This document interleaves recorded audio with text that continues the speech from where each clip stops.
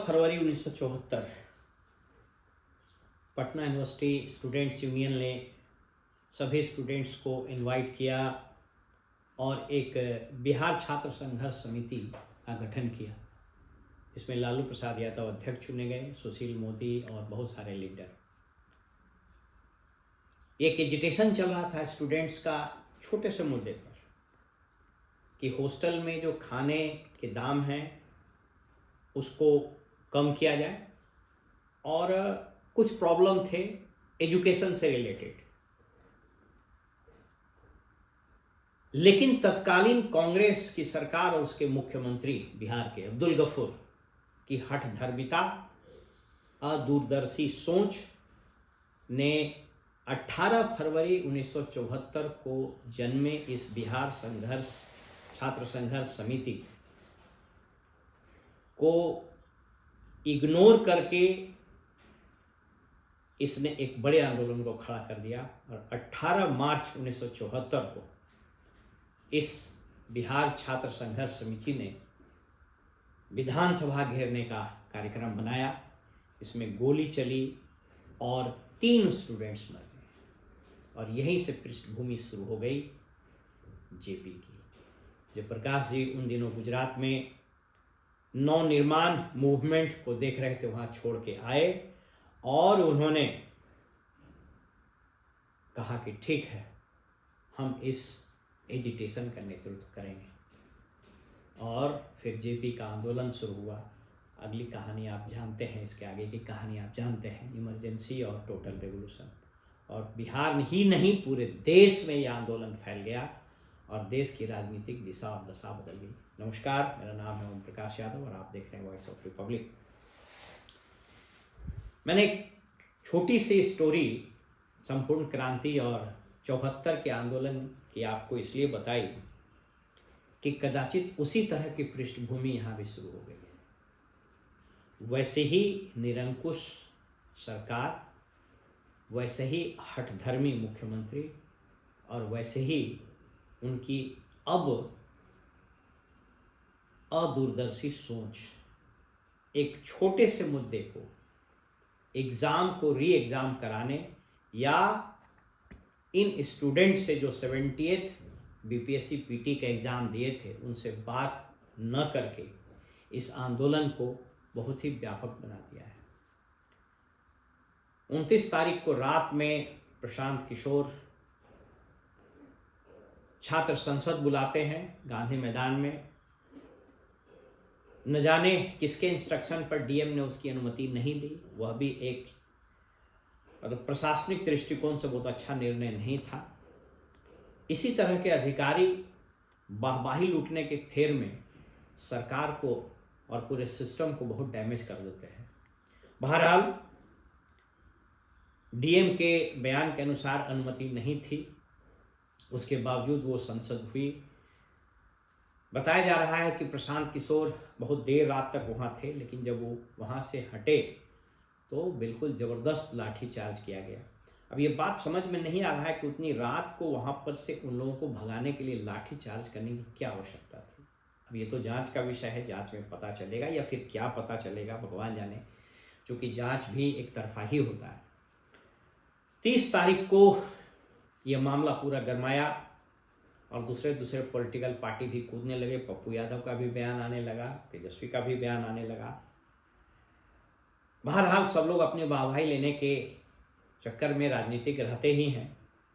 लेकिन एक अच्छी बात ये हुई कि मुख्य सचिव श्री अमृत लाल मीना जी बहुत सेंसिबल ऑफिसर, उनके साथ मुझे भी काम करने का मौका मिला।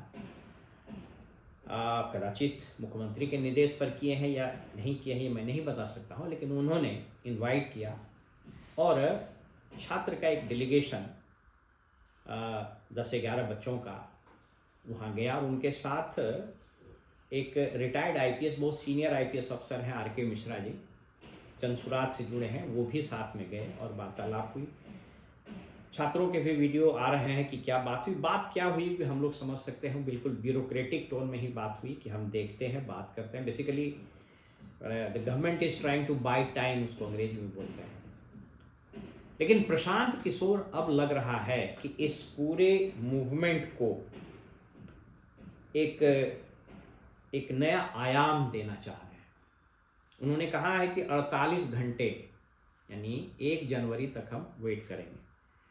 अगर पॉजिटिव निर्णय नहीं आता है तो फिर आगे की रणनीति बनाएंगे। मैं आपको ये बताने की कोशिश कर रहा हूँ, मैंने जो 74 के आंदोलन की बात आपको बताई, मैं ये बता रहा हूँ कि कहीं ये 74 के आंदोलन की पृष्ठभूमि न तैयार हो जाए, और अगर नीतीश कुमार जी की हठधर्मिता और प्रशासनिक नासमझी और उनके अधिकारी, उनके जो चेले चपाटे राजनीतिक और प्रशासनिक, एक जो रियल सीएम उनके साथ रहता है, रील सीएम और रियल सीएम, अगर उन लोगों ने इसको मिसहैंडल किया तो यह छात्र आंदोलन कहीं 74 के आंदोलन की तरह ही, जो सिर्फ हॉस्टल में सुधार की बात के लिए शुरू हुआ था, एजुकेशन में कुछ छोटी मोटी समस्याओं को लेकर के शुरू हुआ था, राज्यव्यापी और बाद में देशव्यापी आंदोलन हो गया। मैं ये नहीं कह रहा हूँ कि ये देशव्यापी हो जाएगा, क्या होगा, लेकिन अगर इसको मिसहैंडल किया गया और अगर ठीक से कॉन्फिडेंस में लेकर के निर्णय नहीं लिए गए, क्योंकि सबसे बड़ी चीज अविश्वास का पैदा हो गया है छात्रों में या विभिन्न समाज के अलग अलग स्टेक होल्डर में। इस सरकार के प्रति इतना अविश्वास है कि जिसकी आप कल्पना नहीं कर सकते हैं। अलग अलग स्टेक होल्डर्स, चाहे स्टूडेंट हो, चाहे बेरोजगार नौजवान हो, चाहे किसान हो, चाहे इवन गवर्नमेंट सर्वेंट जो लोग हैं, सरकारी सेवक, सब में अविश्वास, क्योंकि यह व्यक्ति ही has lost all the mandate to rule over the state. तो कोई व्यक्ति जब मैंडेट खो देता है और एन केन प्रकरण तिकड़म से शासन चला रहा होता है तो अपनी विश्वसनीयता खो देता है। तो प्रश्न यहाँ पर लॉस ऑफ ट्रस्ट का भी है। तो ये जो लॉस ऑफ ट्रस्ट हुआ है, अगर कहीं ये स्नोबॉल हो गया और इस राज्य में कोई व्यापक छात्र आंदोलन शुरू हो गया और 1974 की स्थिति पैदा हो गई, तो किसी को आश्चर्य नहीं होना चाहिए। फिलहाल ये उम्मीद की जानी चाहिए कि मुख्य सचिव ने जो आश्वासन दिए हैं, वैसे मुख्य सचिव की अपनी सीमा है। एक और डेवलपमेंट में गवर्नर साहब ने चेयरमैन को तलब किया था, चेयरमैन ने जाकर अपनी स्थिति स्पष्ट की होगी। वो क्या वार्तालाप हुई है वो पब्लिक डोमेन में नहीं आया है। कहने को संवैधानिक संस्था है बीपीएससी, लेकिन मुख्यमंत्री जो चाहेंगे वही होगा। अब ये सारा बॉल मुख्यमंत्री के कोर्ट में है कि ये कैसा निर्णय लेते हैं, और उस निर्णय को छात्र और अंततोगत्वा प्रशांत किशोर जी किस तरह से लेते हैं और उस पर फिर किस तरह की कार्रवाई करते हैं, ये देखना होगा। लेकिन अगर यह आंदोलन मिसहैंडल हुआ और जिस तरीके से बिना मतलब के लाठीचार्ज, वाटर कैनन, और पुलिस अधिकारियों को तो बस एक ही चीज लगता है कि बस उठाया, डंडा पीट दिया। अगर कोई और एक छात्र के सुसाइड करने की भी बात आ रही है, अगर ये असंतोष भड़का, प्रशांत जी का नेतृत्व मिला, क्योंकि एक लीडर चाहिए होता है जो उसको स्पीयर हेड करे। अभी among all the leaders Prashant ji की विश्वसनीयता और उनकी एक्सेप्टेबिलिटी इन लोगों में सबसे ज़्यादा है।